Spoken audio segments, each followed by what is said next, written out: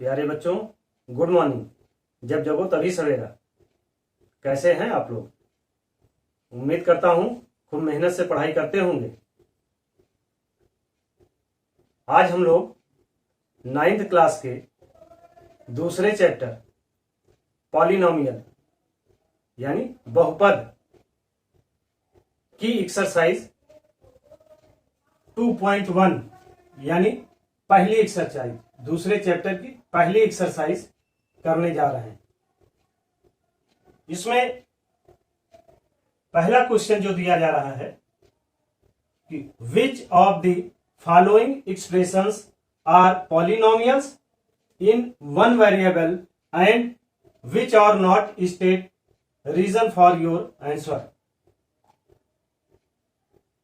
निम्नलिखित व्यंजकों में कौन कौन एक चर में बहुपद और कौन कौन नहीं है? कारण सहित उत्तर दीजिए। तो कुछ बहुपद यहां पर दिए हुए हैं, इनको देखकर हमें यह बताना है कि इसमें कौन कौन से ऐसे पॉलिनोमियल्स हैं, कौन कौन से ऐसे बहुपद हैं जो एक चर में, वन वेरिएबल्स में बहुपद हैं। इसके पहले क्लास में जैसे मैंने बताया कि बहुपद क्या है, जनरली इसके लिए मैंने यह बताया कि कोई भी जो वैल्यूज हैं, राशियां हैं, वो दो तरीके की होती हैं। पहला जिनको बोलते हैं अचर, अचर यानी जिनके वैल्यू फिक्स होते हैं, जिनकी वैल्यू चल ना सके, और दूसरा चर, इंग्लिश में इनको बोलेंगे कांस्टेंट, यानी जो जिनकी वैल्यू चल ना सके उन्हें कांस्टेंट, और जिनकी चल सके उन्हें बोलते हैं वेरिएबल। कांस्टेंट में जो नंबर हम लोगों ने पढ़ा है, जो गिनती पढ़ी है, जैसे 1 2 3 4 अप टू सो ऑन, जितने भी नंबर हैं वो सभी क्या है? अचर हैं, कांस्टेंट है। और वेरिएबल जिनकी वैल्यू बदल सके उन्हें हम मानते हैं, अक्षरों द्वारा रिप्रेजेंट करते हैं, जैसे x, y, z या फिर a, b, c, ये जो है वेरिएबल्स हैं। तो इन्हीं अचर और चर को मिला के, मान लो यहां से हम एक 3 लेते हैं और यहां से x लेते हैं, तो ये 3 इंटू एक्स, ये क्या बन गया? 3x। यही जो है बोला जाता है बीजीय व्यंजक। इन्हें क्या बोलते हैं? बीजीय।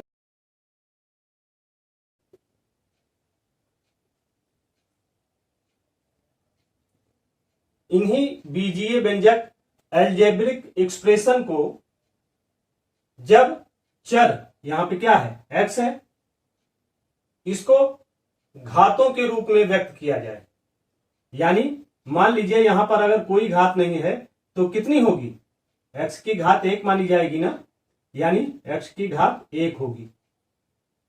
तो ये अचर को हमने माना a गुणे x और x की पावर n, यही जो है वो क्या बोला जाएगा? बहुपद या पॉलिनोमियल बोला जाएगा। a की जगह कोई भी संख्या हो सकती है, और x वेरिएबल है, और n जो है वो इसकी घात है। n क्या है? घात है, यानी डिग्री है। और इसी घात के आधार पर जब एक घात होती है तो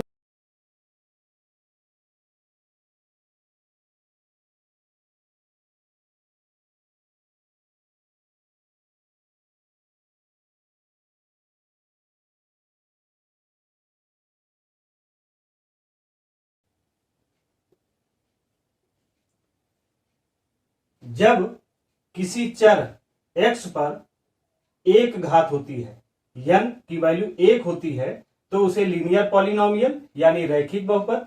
जब 2 घातें होती हैं तो उसे क्वाड्रेटिक पॉलिनोमियल, द्विघात बहुपद। जब 3 होता है तो उसे क्यूबिक पॉलिनोमियल, त्रिघात बहुपद। और जब x की घात n के रूप में 4 होती है तो उसे बाई क्वाड्रेटिक पॉलिनोमियल, द्विवर्ग बहुपद कहते हैं। ठीक। दूसरी चीज, यहां पे चर क्या है? केवल x है। ये चर कई हो सकते हैं, ये x भी हो सकता है, y भी हो सकता है, z भी हो सकता है, t भी हो सकता है। तो ये बहुत सी घातें हो सकती हैं। और a क्या है? a इसका गुणांक है। इसका क्या है? a इसका गुणांक है, जिसको कोएफिशिएंट बोला जाता है।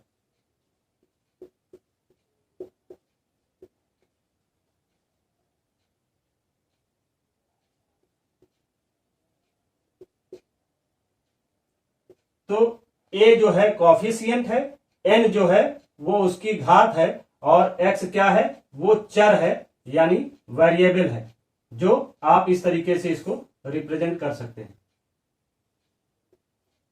ठीक। अब इसमें पूछा जा रहा है कि निम्नलिखित व्यंजकों में कौन एक चर में बहुपद है? बहुपद के लिए दूसरी चीज यह इंपॉर्टेंट है कि बहुपद वो होता है जिसकी घात n जो हो वो पूर्णांक हो, ठीक ना, या पूर्ण संख्या हो। होल नंबर में क्या बताया गया? 0 से स्टार्ट होता है, ठीक ना। और पूर्णांक जो है वो इंटीजर, यानी पॉजिटिव भी होगा, निगेटिव भी होगा। इंटीजर जो होता है,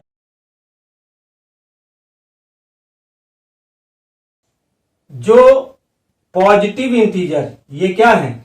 ये पॉजिटिव इंटीजर है, और ये निगेटिव इंटीजर है, यानी ये धनात्मक पूर्णांक है। 1 2 3 4 ये जो संख्याएं हैं अप टू सोवान, ये धनात्मक पूर्णांक है।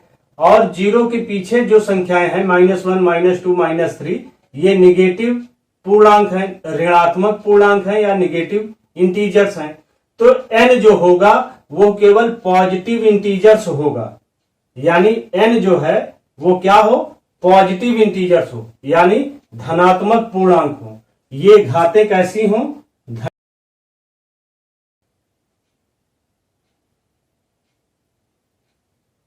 ठीक है। तो जिनकी घातें धनात्मक पूर्णांक होंगी, पॉजिटिव इंटीजर्स होंगी, ऐसे पद जो है बहुपद बोले जाएंगे। अब इस आधार पर आइए हम इस क्वेश्चन को करते हैं। जैसे देखिए, यहां पर देखिए वेरिएबल क्या है, चर क्या है? 4x स्क्वायर -3x प्लस 7 में वेरिएबल क्या है?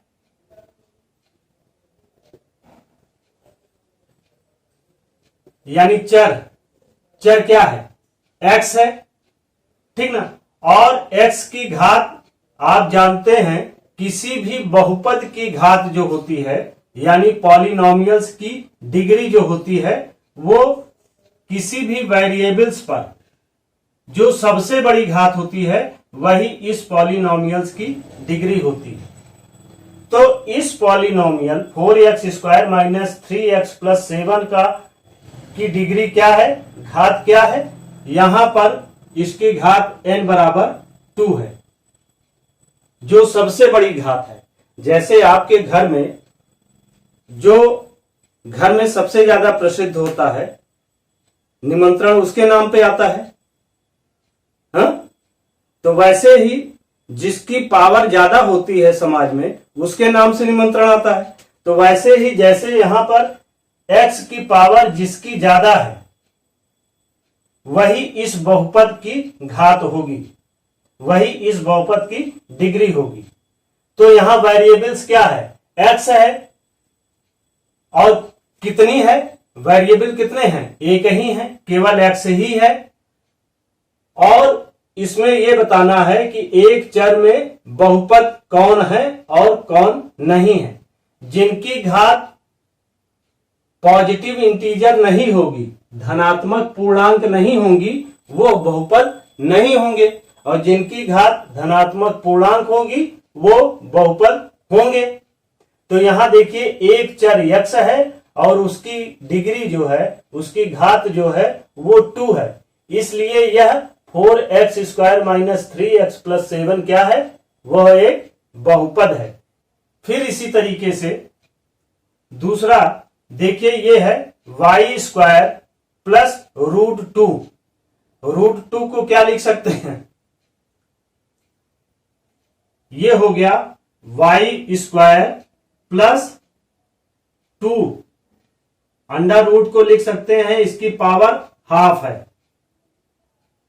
लेकिन बहुपद के लिए क्या है? चर की घात पूर्णांक होना चाहिए, और 2 क्या है? अचर है। तो यहां अचर की घात क्या है? वो पूर्णांक नहीं है, तो इससे कोई मतलब नहीं। यहां चर वेरिएबल जो है वो y है, और y की घात जो है, y की पावर जो n है वो क्या है? यहां पर n = 2 है। इसलिए इस बहुपद में y चर है, ठीक ना? y जो है वो चर है, यानी वेरिएबल है, और जिसकी घात 2 है, पूर्णांक है। तो इसलिए यह भी बहुपद है, यह भी पॉलिनोमियल है, और यह भी पॉलिनोमियल है। यह भी बहुपद है, यह भी बहुपद है। तीसरा देखते हैं, 3√t। इसे क्या लिख सकते हैं? 3 × t की पावर हाफ, जो रूट में होगा उसे हाफ लिख सकते हैं, प्लस t√2। ध्यान दीजिए, यहां चूंकि t की पावर क्या है? पूर्णांक संख्या है, नहीं है। पॉजिटिव इंटीजर है, नहीं है। इसलिए यह बहुपद नहीं होगा। वेरिएबल क्या है? t है। t क्या है? वो चर है। और t की घात क्या है? n क्या है? वो हाफ है, जो पूर्णांक नहीं है, यानी पॉजिटिव इंटीजर नहीं है। यह पूर्णांक पॉजिटिव नहीं है, इसलिए यह क्या होगा? यह बहुपद नहीं होगा। तीसरा देखिए, y plus 2/y, y plus जो 2/y आए, 2/y को 2 × y की पावर नीचे है, ऊपर ले जाएंगे तो -1 हो जाएगी। तो यहां चर क्या है? वेरिएबल क्या है? y जो है वो चर है, यानी वेरिएबल्स है। लेकिन इसकी पावर जो n है वो क्या है? वो -1 है। -1 है, यानी यह पॉजिटिव इंटीजर्स नहीं है, निगेटिव इंटीजर्स है, ठीक ना? इसलिए यह बहुपद नहीं होगा। और पांचवा देखिए, यहां कितने चर हैं? यहां चर कितने हैं? वेरिएबल कितने हैं?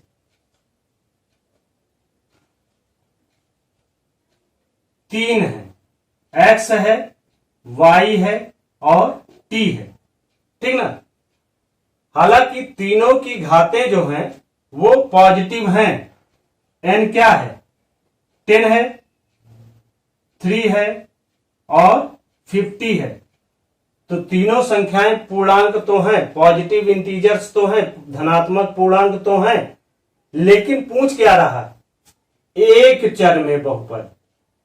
तो यह बहुपद तो है, लेकिन यह 3 चरों में बहुपद है। 3 वेरिएबल्स पर के आधार पर पॉलिनोमियल है, लेकिन एक चर के आधार पर यह भी बहुपद नहीं है।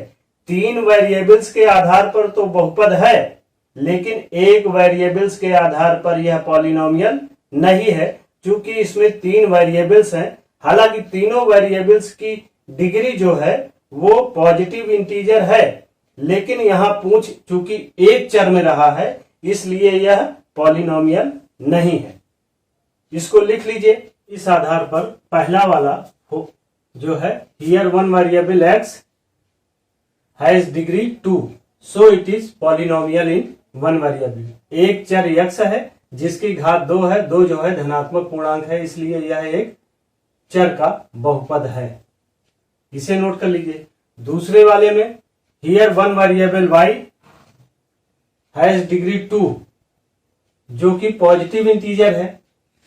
सो यहां एक चर y की घात 2 धनात्मक पूर्णांक है, इसलिए यह एक चर वाला बहुपद है। तो यानी यह भी वन वेरिएबल्स पॉलिनोमियल है। तीसरा, here one variable t has degree half, n equal to half, no positive integer. So यहां चर t की घात हाफ जो धनात्मक पूर्णांक नहीं है, इसलिए बहुपद नहीं है। ऐसे ही फोर्थ वाला, here three variables x, y and t and that's degree n is equal to 10, 3 and 50, 10, 3 and 50. So it is polynomial in three variable. Three variables में तो पॉलिनोमियल है, लेकिन पूछा चूंकि वन वेरिएबल्स में जा रहा है, इसलिए यह वन वेरिएबल्स का पॉलिनोमियल नहीं है। यहां चर x, y और t है तथा घात 10, 3 और 50 है, इसलिए यह तीन चर वाला बहुपद है, किंतु एक चर वाला बहुपद नहीं है। इसको उतार लीजिए। अब क्वेश्चन 2 करते हैं। Question number 2, right the coefficients of x square in each of the following. निम्नलिखित में से प्रत्येक में एक्स स्क्वायर का गुणांक लिखिए। ये कुछ दिए गए हैं, इनमें आपको कोएफिशिएंट लिखना है। गुणांक मतलब, गुणांक का मतलब क्या हुआ? गुणे का अंक। एक्स स्क्वायर के साथ कौन सी अंक जो है गुणा हो रही है। अब देखिए, यहां पर एक्स स्क्वायर भी है, एक्स भी है, तो केवल एक्स स्क्वायर के बारे में ही बताना है। जिनमें एक्स स्क्वायर है उन्हीं में ये चीजें आपको बतानी है। क्वेश्चन नंबर 2 कह रहा है, right the coefficients of x square in each of the following. निम्नलिखित में से प्रत्येक में एक्स स्क्वायर का गुणांक लिखिए। तो गुणांक का मतलब जो अंक गुणा हो रही हो, माने वेरिएबल्स जो एक्स स्क्वायर है, इस एक्स स्क्वायर में कौन सा अंक गुणा हो रहा है, वही उसका कोएफिशिएंट होता है। हम लोगों ने इसके पहले पॉलिनोमियल्स में देखा था, एक्स जो है वो क्या है? वेरिएबल है, चर है, और इस चर के साथ ए जो था वो क्या था? इसके साथ मल्टीप्लाई होता था। ये अचर पद है, कांस्टेंट वैल्यू है, तो ये ए जो था यही इसका कोएफिशिएंट था। ए जो था वही इसका कोएफिशिएंट था।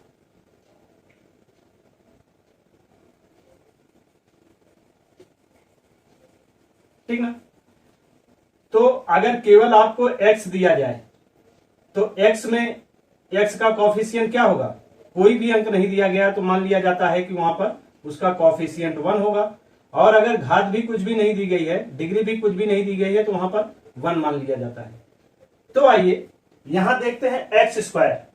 तो एक्स स्क्वायर के पहले कोई भी अंक दिया गया है? नहीं दिया गया, तो यानी एक्स स्क्वायर का कोएफिशिएंट क्या हो जाएगा? 1। ठीक ना? 1 इसके साथ मल्टीप्लाई हुआ है। फिर वैसे ही देखिए, यहां 2 माइनस एक्स स्क्वायर, तो केवल एक्स स्क्वायर को ध्यान देंगे तो यहां एक्स स्क्वायर दिया गया, यहां पर 1 जो है माइनस वैल्यू के साथ है, तो यानी इसका कोएफिशिएंट क्या हो जाएगा? -1। वैसे ही यहां एक्स स्क्वायर पाई बाई 2 है, तो इसका कोएफिशिएंट सीधे सीधे आप लिख सकते हैं पाई बाई 2। यहां देखिए x जो है वो √2 के साथ मल्टीप्लाई है, तो यानी इसका कोएफिशिएंट क्या है? √2 है। बात समझ में आई? अब देखते हैं question number 3। Give one example each of A binomial of degree 35 end of a monomial of degree 100। 35 घात के द्विपद का और 100 घात के एक पदी का एक एक उदाहरण दीजिए। हम लोगों ने जब पॉलिनोमियल्स को उसके टर्म के आधार पर, उसके पदों के आधार पर डिवाइड कर रहे थे, तो उस समय देखा था कि जहां पर एक पद होंगे उन्हें मोनोमियल, जहां पर 2 पद होंगे यानी 2 टर्म होंगे उन्हें बायोमियल, जहां पर 3 पद होंगे, 3 टर्म होंगे, उन्हें ट्राइनोमियल्स कहते हैं। तो यहां पर 35 के घात को द्विपद के रूप में लिखना है। तो मान लीजिए x है, ठीक ना, x की पावर 35 प्लस 2 हो गया। ये एक पद ये हो गया, एक पद ये हो गया। हालांकि ये पद अचर पद है, कांस्टेंट वैल्यू है, ठीक ना, और ये वेरिएबल्स के साथ में 35। वैसे ही मोनोमियल्स ऑफ डिग्रीज 100 घात के एक पद ही लिखिए। तो एक पद में सीधे सीधे आप कोई भी चर ले लीजिए, उसका पावर 100 लिख दीजिए, हो गया। इस तरीके से आप इसको उतारिए। Question number 4, write the degree of each of the following polynomials. निम्नलिखित बहुपदों में से प्रत्येक बहुपद की घात ज्ञात कीजिए। बहुपद की घात यानी जो वेरिएबल्स होता है, जो चर होता है, उस चर पे जो भी घात होती है, जो डिग्री होती है, और जो सबसे बड़ी डिग्री होती है, जो सबसे बड़ी घात होती है, वही बहुपद की घात होती है। 5x³ plus 4x² plus 7x, इसमें जो है वेरिएबल्स क्या है, x है। x वेरिएबल्स पर 3 डिग्री है अलग अलग x पर, एक पर 3 है, एक पर 2 है और एक पर कुछ नहीं है, तो इसे 1 मान लेते हैं। तो यानी यहां पर x की डिग्री 3 है, फिर 2 है, फिर 1 है। तो किसी भी पॉलिनोमियल्स की डिग्री या बहुपद की घात जो सबसे बड़ी घात हो, तो यहां x में सबसे बड़ी घात किसकी है, 3 की है। तो यानी यहां x वेरिएबल पे सबसे बड़ी घात जो है वो 3 है, और वही 3 क्या है, डिग्री ऑफ पॉलिनोमियल्स है, वही बहुपद की घात होगी। ऐसे ही देखिए 4 माइनस वाई स्क्वायर, तो यहां पर वेरिएबल्स क्या है, y है, और y पर ही जो डिग्री दी जा रही है वो 2 दी जा रही है। तो यानी यहां डिग्री ऑफ पॉलिनोमियल्स क्या हो जाएगी, 2। बात समझ में आ रही ना। अब देखिए तीसरे में 5t माइनस √7, यहां पर वेरिएबल्स क्या है, चर क्या है, वो t है। अब इस t पर कोई भी वैल्यू नहीं दी गई है, इसलिए यहां पर t की घात क्या होगी, डिग्री ऑफ पॉलिनोमियल्स क्या होगी, 1 हो जाएगी। अब सबसे बड़ी दिक्कत ये है, आप देखिए 3 क्या है, वेरिएबल तो है नहीं, यह कांस्टेंट वैल्यू है, यानी यह अचर पद है। इस पर डिग्री क्या मानी जाएगी, 0। तो यहां पर इस पर डिग्री जो होगी वो क्या होगी, उसे बोली जाएगी 0, ठीक ना, ये आप नोट कर लीजिए। बात समझ में आ गई। किसी भी बहुपद की जो सबसे बड़ी घात होती है, किसी भी बहुपद में जो वेरिएबल्स होते हैं, जो चर होते हैं, उन चरों पर जो सबसे बड़ी घात होगी वही बहुपद की घात होगी। Question number 5, classify the following as linear, quadratic and cubic polynomials. रैखिक, द्विघाती एवं त्रिघाती बहुपदों को बताइए। इसके पहले जब हम लोगों ने पॉलिनोमियल्स के टाइप्स पढ़ रहे थे, तो उसमें पॉलिनोमियल्स को दो आधारों पर बांटा गया था। पहला डिग्री के आधार पर, दूसरा टर्म के आधार पर यानी पदों के आधार पर। तो यहां पर घातों के आधार पर जो डिवीजन हुआ था उसके बारे में पूछ रहा है।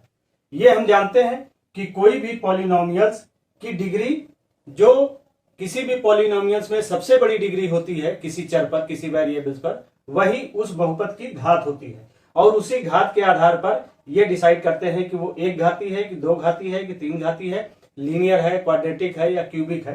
अब आप देखिए जैसे x² प्लस x में, तो x पर यहां एक घात है, यहां पर 2 है, तो इस पॉलिनोमियल की घात क्या होगी, 2 होगी, जाहिर सी बात है। और अगर इस पॉलिनोमियल्स की घात 2 है, डिग्री 2 है, तो उसे क्या बोलेंगे, क्वाड्रेटिक पॉलिनोमियल यानी द्विघाती बहुपद। अगर दूसरा देखते हैं x माइनस x3, इसमें x की घात 1 है और इसमें x की पावर जो है वो 3 है, तो इस पॉलिनोमियल्स की डिग्री क्या होगी, 3 होगी। और अगर किसी पॉलिनोमियल्स की डिग्री 3 है तो उसे क्या बोलते हैं, क्यूबिक या त्रिघाती बहुपद, क्यूबिक पॉलिनोमियल या त्रिघाती बहुपद। ऐसे देखिए यहां पर y plus y square plus 4 में सबसे बड़ी घात y पे y की पावर 2 है, तो अगर पावर 2 है तो इसे क्वाड्रेटिक पॉलिनोमियल या द्विघाती बहुपद कहेंगे। अब देखिए 1 प्लस एक्स में x की पावर क्या है, कुछ नहीं लिखा है तो 1 मानते हैं, और अगर किसी भी चर की घात 1 है तो वो क्या होगा, लीनियर पॉलिनोमियल यानी रैखिक बहुपद। ऐसे ही फिफ्थ जो है 3t, t की पावर यहां पर कुछ नहीं दी गई है तो उसे 1 मानेंगे, और 1 मानेंगे तो ये लीनियर पॉलिनोमियल या रैखिक बहुपद होगा। ऐसे ही r स्क्वायर, यहां पर पावर क्या है 2 है, तो क्वाड्रेटिक पॉलिनोमियल यानी द्विघाती बहुपद होगा, घात 2 है इसलिए द्विघाती। और यहां पर देखिए सेवेंथ में 7 इंटू एक्स की पावर क्यूब, तो यहां पर x की पावर क्या है 3 है, तो इसलिए क्यूबिक होगा यानी त्रिघाती होगा।